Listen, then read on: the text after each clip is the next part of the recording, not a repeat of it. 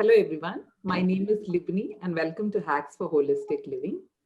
As always, we have some interesting guests today too. But before we move on, I wanted to say a little bit about the series itself. Today, our focus is going to be on entrepreneurs. One of the key things that we notice in entrepreneurs is passion. But is passion alone enough to be a successful holistic entrepreneur? Let's find out from our guest for the day. Our first guest for the day is Mr. Sandeep Kochar. Sandeep is the founder, CEO of Blue Minds, an eclectic leadership consulting practice that operates across geographies in the space of unconventional learning in different areas of people consulting, coaching, and leadership. He's a John Maton certified leadership coach and has been a coach to Forbes 30 under 30 e-commerce entrepreneurs, top leaders, and CXOs of various organizations, as well as LGBTQ community members. He's an MBA from IIM Bangalore and an electronics and telecommunications engineer with more than 18 years of corporate consulting experience. He's a powerful inspirational speaker and a storyteller. He's 30 plus years of experience in poetry, storytelling, and creative writing. His Wabi Sabi storytelling leadership series has helped people make that big switch in their lives and radically improve their way of thinking. Welcome, Mr. Sandeep. Thank you, Libni. Thanks. Our next guest for the day is Guru Prasad Makam. Guru is the founder of Guru and Jana, a chartered accountancy firm that's on its way to becoming one of the top 20 CA firms in India. Guru is a member of the Auditing Standards Board and an independent director in more than 10 companies. He's also the author of many books, including God in the Boardroom, Banter Beyond the Buck, and also 8 technical guides that have been issued by ICAI. Guru is also an alumni of Indian Institute of Management, Bangalore. A warm welcome to you, Mr. Guru. Thank you, Libni. Thank you. And just one small correction. We feel we are already in the top 20, though it is not a very large achievement for this country. Oh, okay. I think we have reached there. Okay, congrats on that. A little input. 2 IIMB guys, should I be a little intimidated or? No, I don't think so. Before moving on, let me introduce Megha as well. Megha Bajaj is a best-selling author of several books, including Thank You Cancer and I Inspire. Her recent book is called The Breakthrough, which became a bestseller in just a month of its launch. She's written more than 1,000 articles in well-known magazines and newspapers. Megha also runs writing workshops for aspiring authors. She's a well-loved speaker and has been invited to premier institutes to share her insights. She was the youngest speaker at the World Conference of Spirituality and Humanity for 2 consecutive years. And she also recently addressed FICCI Flow, the women's wing of FICCI. Megha also writes film scripts for prominent production houses and best knows herself as an ardent seeker. Welcome, Megha. Thank you so much, Libni. Pleasure. So, like I said, today our focus of the discussion would be entrepreneurs. So, I'll start with Mr. Sandeep. Mr. Sandeep, what is that one thing, according to you, that you think entrepreneurs most need in today's time? I think what happened in March, when the whole lockdown happened in India, and I think maybe mostly across the world, really it all made us rethink on our values, our philosophies, and maybe our purpose as well. What are we trying to do and why? So I think one of the most important qualities of an entrepreneur is, I think, learning, an ability to learn new things every single day, become better than how you were yesterday. Because a startup is as fast or grows as fast as the entrepreneur grows. So eventually, I think it is how quickly the entrepreneur adapts and learns and grows is what is, I would think, that would be the most important quality for an entrepreneur. True. I totally agree with you on that.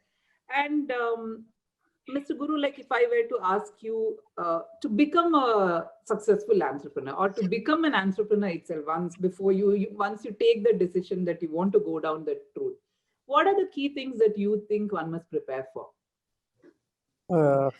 2 things, Libni. One, when there is trouble, stand up. You can't buckle down under pressure. Sandeep and myself, we interact with clients. You can be a sari shop vendor where you're showing a sari to somebody.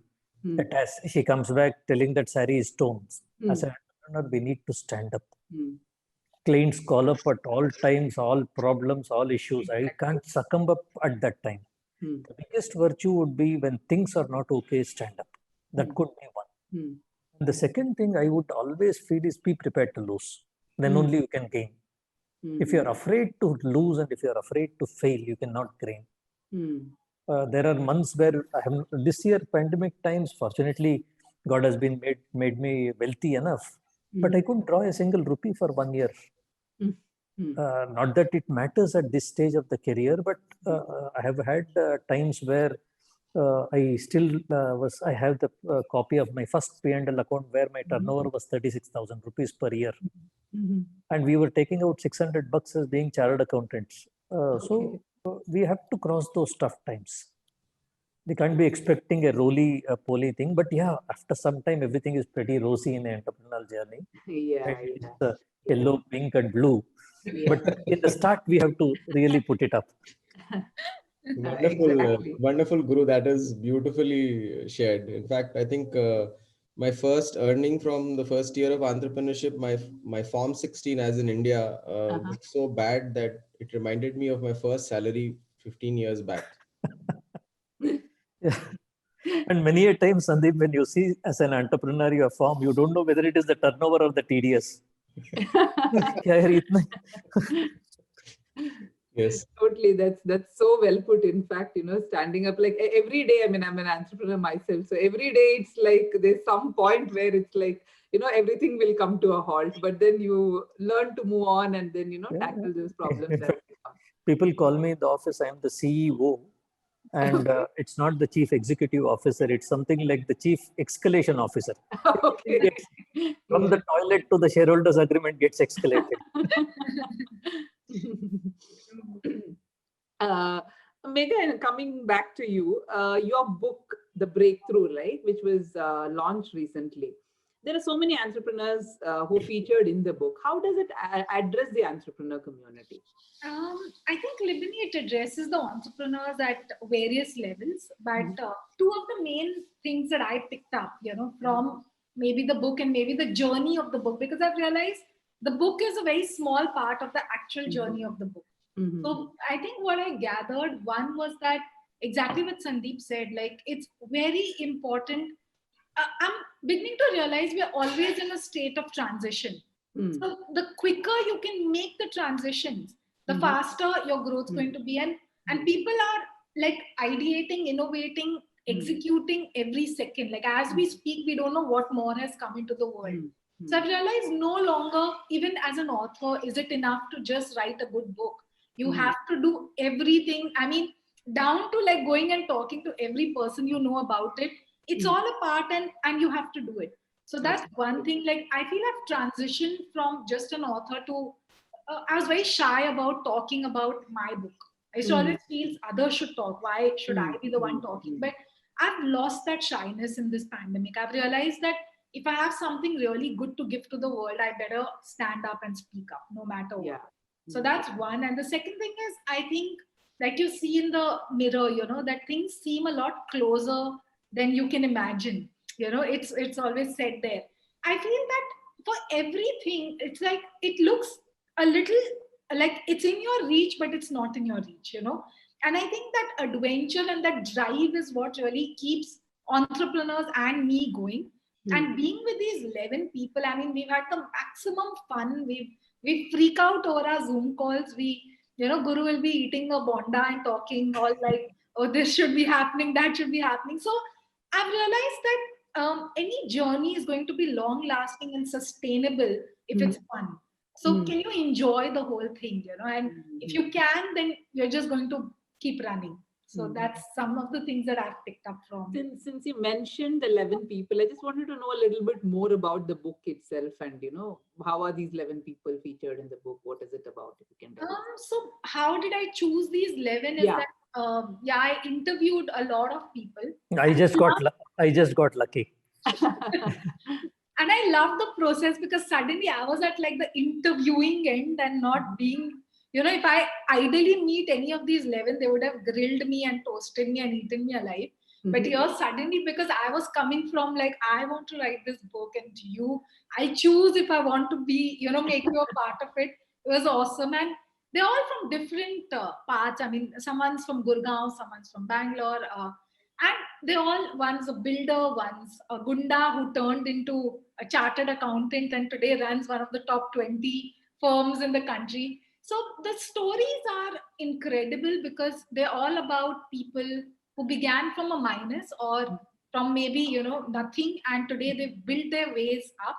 So in fact, I happened to read Sandeep's website, and he said that I love failing. You know, Wow, in wow. fact, he talks about failure as if it's something great. And I love that because that's exactly what these 11 did. They failed till they succeeded. Sandeep, You were coming saying back something. to you. Yeah. You're someone again who runs your own firm. You're an entrepreneur in your own right. So any valuable lessons that you've learned along your journey of entrepreneurship? So I think the first was, I quit my job and really I had no clue what to become and what to do as an entrepreneur. So I started exploring few things. So I became a professor. I taught at a few business schools.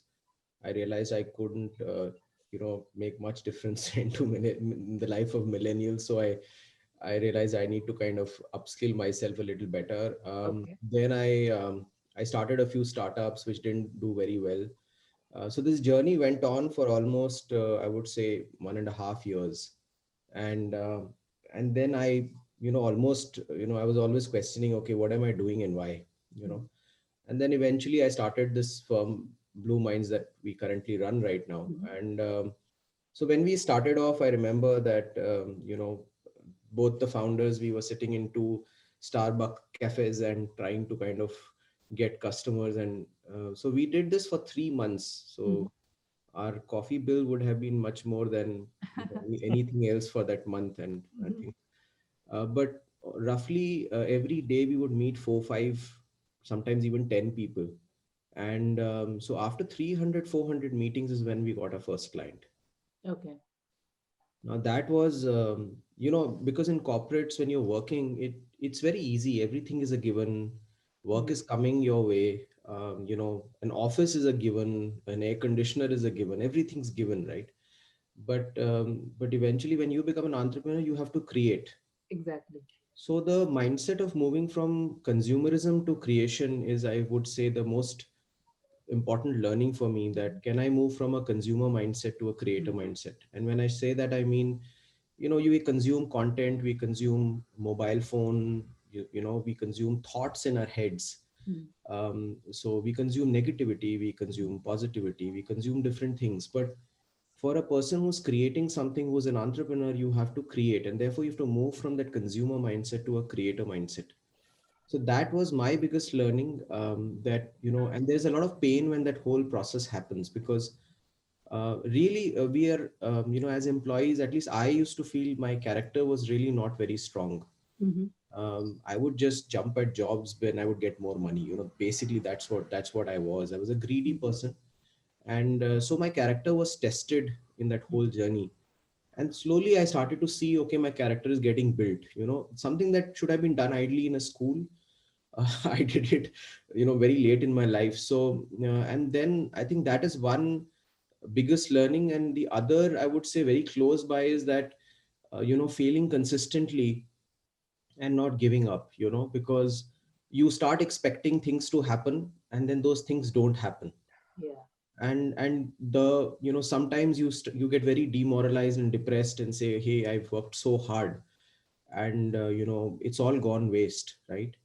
But nothing goes waste. I mean, I remember my first few clients. In fact, one of my first few clients, in fact, Guru knows my client as well. She just gave me a call one day and she said, what are you doing? And this is the, we are thinking of doing something. So I said, sure. She said, when can we catch up? I said, we can catch up. She said, where are you? I said, I'm in Gurgaon. And she was in Bangalore. So I remember I just took the next flight and just went to meet her. And she was a little surprised because, why would somebody do that, right? And she was, we had a good conversation. She said, but you kind of come, but I don't think I have anything. I said, it's okay, it's fine. And I went like that 3 more times, and over a period of a few months. And the fourth time I got the work. So I think you have to also learn how to give before getting. True. And that is also my biggest learning. And And when I started to write and I became a writer, and Megha, I'm not capable to write a book. So, and I always used to compare that I have to write a book, only then I can become a writer.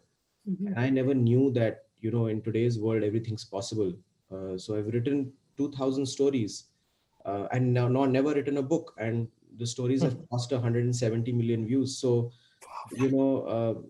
that to me was a revelation that, don't label everything the way other people are seeing it. There has to be something different and unique, which you need to discover about yourself. Yeah. And you need to offer yourself freely. So my whole objective was to really, I would say self introspect and, look at myself in, the mirror, as Megha was saying, but more importantly, also trying to find out who am I and why do I want to do it, and then giving freely. And once you start giving, the whole equation with the universe is very simple. What you give will always, be less than what you will get. And however, that will pan out in the long term only and not in the short term. Yeah. And therefore, most of the entrepreneurs, give up in the first couple of years. So that's in brief the few points I would think of. That's interesting. That was almost like a book for me. I know.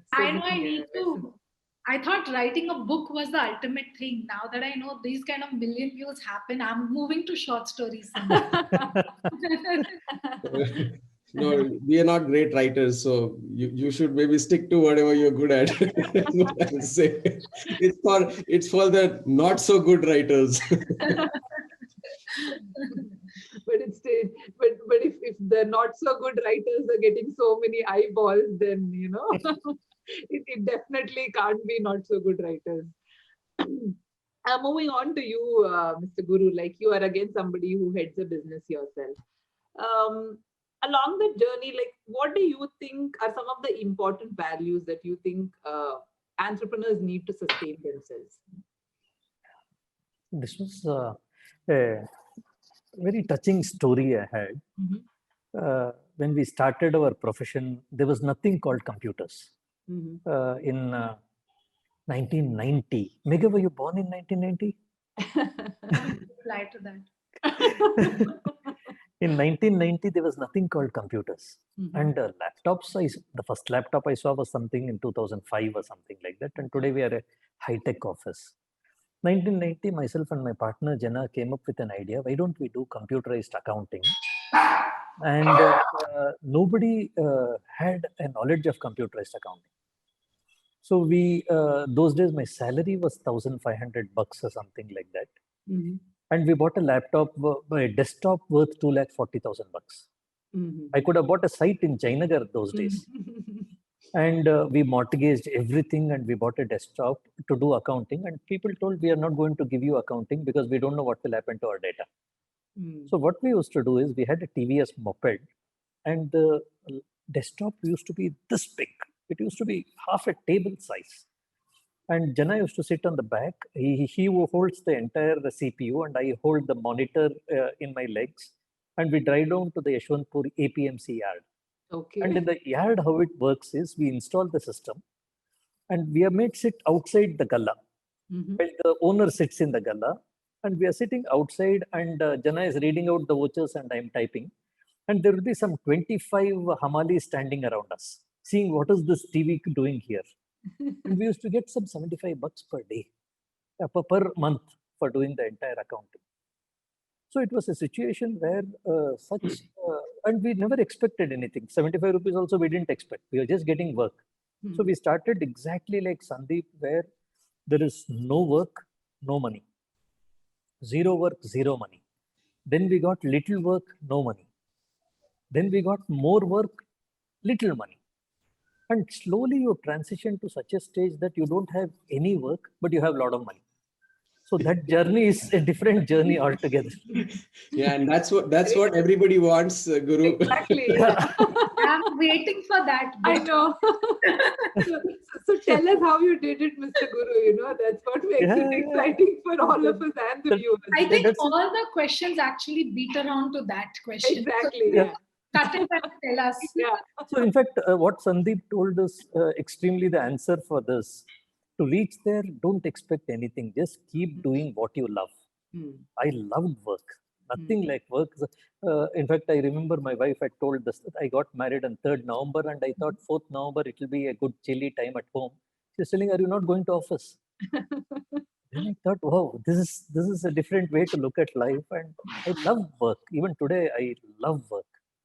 So if you fall in love with something, everything else is a side effect. We get money more than, there were days where we used to get beaten up for cricket passes. Now we get 4 passes and telling you can sit next to Virat Kohli and see the match. I told, no, yeah, there is a webinar with Megha. I would prefer to do that. Oh God. You can pass on the past to me. Yeah, exactly. Guru, you are doing a lot of crimes now. You're going to burn a few hearts now with what you're saying. Exactly, yeah. So moving on to you, Megha, what do you think is the need of the hour for entrepreneurs? I think I can talk about the need of the hours for for authors and a lot of people in the creative field who are also entrepreneurs. So Yeah. it's just not enough to be good at one thing. You have to be a multi-role wonder, and especially with pandemic, like it all ties down to that same thing of transitioning. Zoom was something I knew of. I mean, that's all. Today it's like a lifeline, and every day I'm getting, like, tomorrow I have a talk with Amazon and they've sent a new link where it's completely like I've never heard of something, Amazon Chimes, and so I realized that we have to run so fast and we have to move so fast, and there's no time to say, oh, I can't do it, because by the time you finish saying that, there are many who've done it. So like I said, like as an author, I've realized that I can't be complacent saying, oh, I know how to write, and I have written a book which I really think would inspire people. There is 100 other things I have to do around it. And like you said, I have learned, I mean, this has been a part of my growing up. Like, I'm born to very philanthropic parents. So they've always been like givers, to the extent that, like, anyone would come to our house and say, oh, I like this painting. That moment, my dad would remove it and give it to them. And I used to be worried that, like, what if they say, I like your daughter? He may just, want to pass it along as well. So we always worried, like, what he'll give off, So I've learned giving, and I always thought that's an integral part of family life and, things you do. But today, as an entrepreneur, I'm recognizing how important it is to really be a giver. And when you say giver, it's not with that back deep within, there's that seed that kuch to aayega, something will come back. When you truly open your heart and you just love and you give and you're just open to being there for someone, I've seen exactly what both Guru and Sandeep said. It comes back manifold to you. But that's what, like, there's a difference. If you're giving with the intention of wanting, it doesn't work. When you kind of let go both your hands and you just say, I want to just, to hell with the, the person, this, what's going to come out, and you just want to give it, it's really like some wonder that opens up and everything starts flowing for you. So that's Megha, and I'm a finance consultant. Everybody are telling me, how do I gain? How do I gain? And if I go to the boardrooms and tell, start giving, I'll be in deep trouble. It's some strange law of universe that just works that way. That is also because, Guru, that is also because, I think most corporates today think very short term. So they have to show quarter on quarter results, right? So hence, they're not even thinking long term. In fact, I was speaking to somebody who leads a large practice in a Big Four firm, and he said, what you see from outside is not what is inside, and he would be surprised by the fact that we don't even have the basics in place. And that was a revelation to me that they are not thinking long term, so they are just doing things to get results in the next quarter. So investments that are being made also to show to the world what is really happening, and we are moving in the right direction again to attract customers, right? So I think that's where it's a very short-sighted view of things and not looking at the big picture and the long view.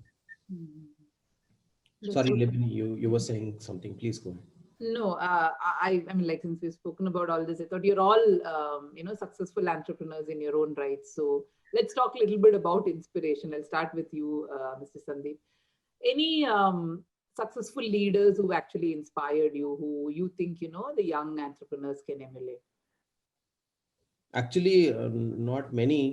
So I don't know what to say this, but Okay. yeah, when I was a kid, my grandfather used to inspire me because he was born in Pakistan, and he built a house there and all of that. And after the partition 1947 that happened, he had to come back on the roof of a train, and he was completely injured. And uh, when he came back to his house, so he was very smart. He'd sent his family because he had got that vision that things are going to go wrong. So he sent his family and his kids to Delhi.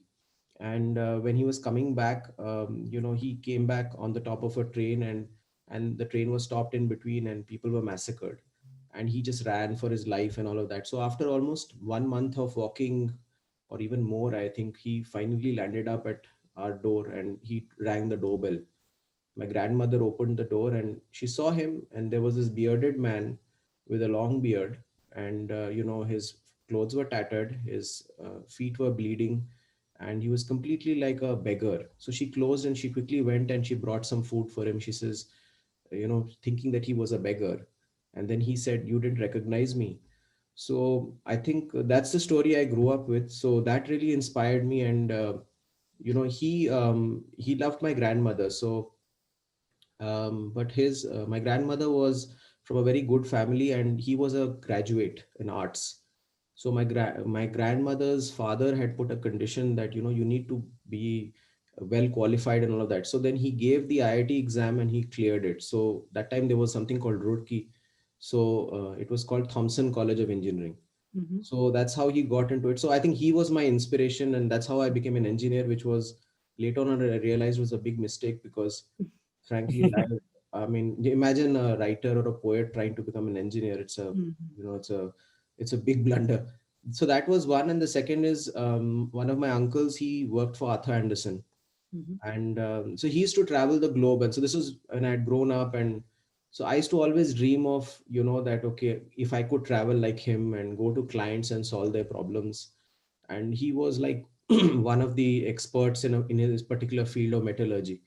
So he used to do that extremely well. So I think these are the two people who kind of inspired me while growing up. Otherwise, I think one quote that I have, not about a leader, but a quote that, Gandhi wrote, which basically was about, I think it was attributed to Mahatma Gandhi, but, I think somebody else wrote it. So I don't know the source of it, but, there was this beautiful quote which said that, first they ignore you, then they laugh at you, then they fight you, and then you win. So that's been my story. So okay, that's pretty much it. Wow. Very interesting. And since we are talking about entrepreneurs and what can actually help entrepreneurs, coming to you, Mr. Guru, like you're one of the trailblazers featured in this book, The Breakthrough, right? And there are so many valuable lessons in it for entrepreneurs. How do you think a book like this can be used as a tool to say teach business lessons to entrepreneurs? Fortunately, I come from 2-3 disciplines. I was a lawyer, then I became a chartered accountant, then I went to IIM. Now, in chartered accountancy course, we have been taught mostly to read between lines, between section 2, explanation 4, proviso 3, and one case law is there in Allahabad High Court which counters something in Chennai High Court. So we have never been taught reading through a book.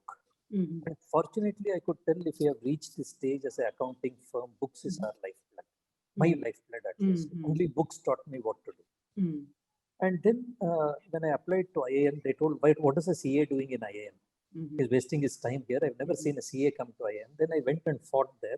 How do you expect me to build a multinational firm without getting training? And when I went to IIM, the beauty I learned there is everything was taught through books. Okay. We used to take a case study, and there used to be a library, and a professor used to tell, okay, this is the book, Blue Whale. Why don't you go and check this out and come back and let us discuss about this book. So the entire spectrum of studies became different for me when I went there.